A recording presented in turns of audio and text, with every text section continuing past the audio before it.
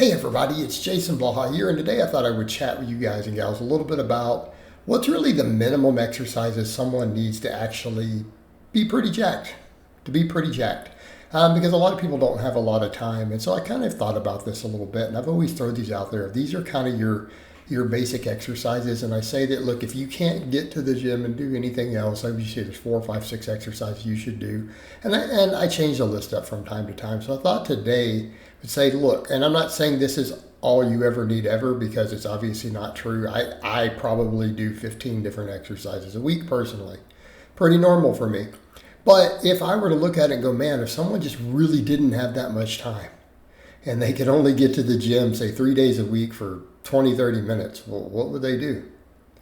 I'd probably do push-pull legs. And realistically, yeah, you need 2 exercises. Do 3 sets of 2 exercises. I know people are like, well, that's crazy. But if you pushed progressive overload on them, and let's say you were going through a really busy phase in your life, would you be okay? And would the average person be okay? And I think, yeah, if a person just couldn't dedicate that much time. And here's what I'm going to break down. I'll give you guys options. I kind of put the 6 in here plus some alternatives, especially for things like the curl types. So kind of stuff like Martin Berkham used to say, he's like, look, you get good at squat, bench, deadlift, and chin-ups, you're in a good place. And I agree with that.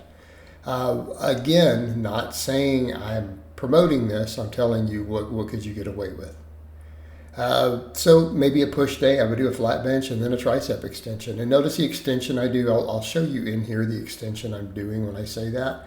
I'm talking about the laying extension where you take the bar behind your head so you get the long head. So if you did a flat bench and you did that exercise, that wouldn't be too bad, right?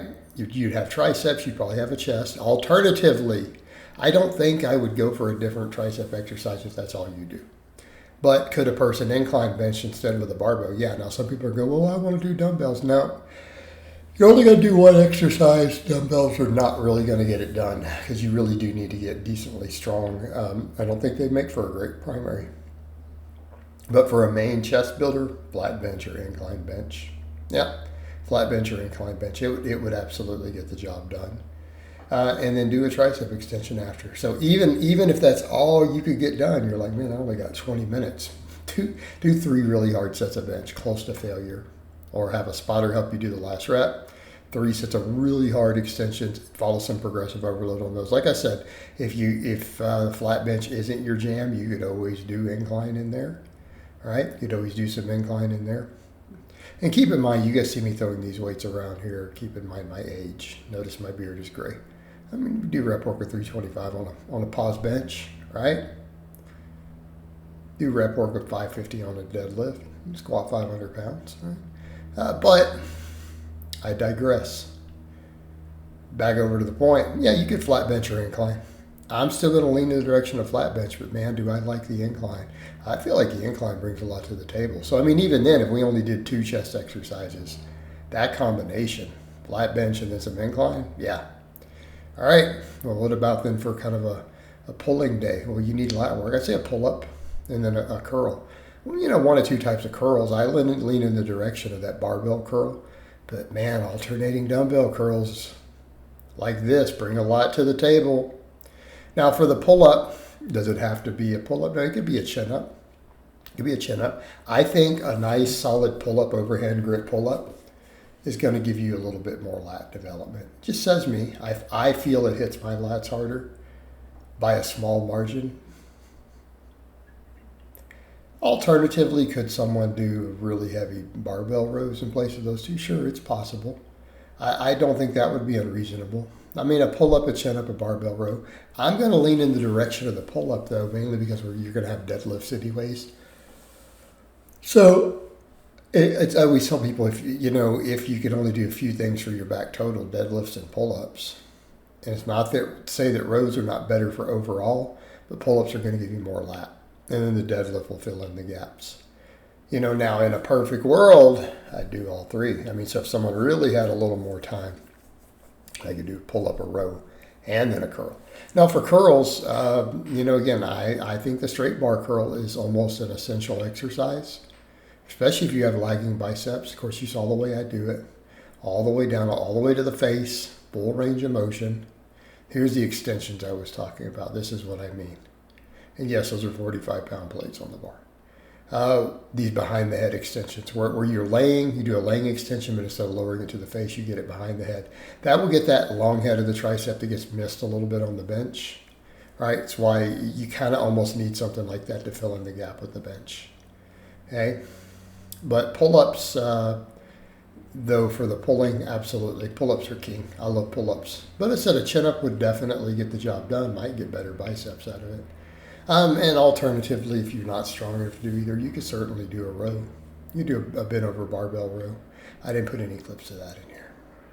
But for the curl, I like that straight bar curl. But again, alternating dumbbell curls are pretty dang good, and they do get an extra function of the bicep. You know, if you do them correctly, they're just as good.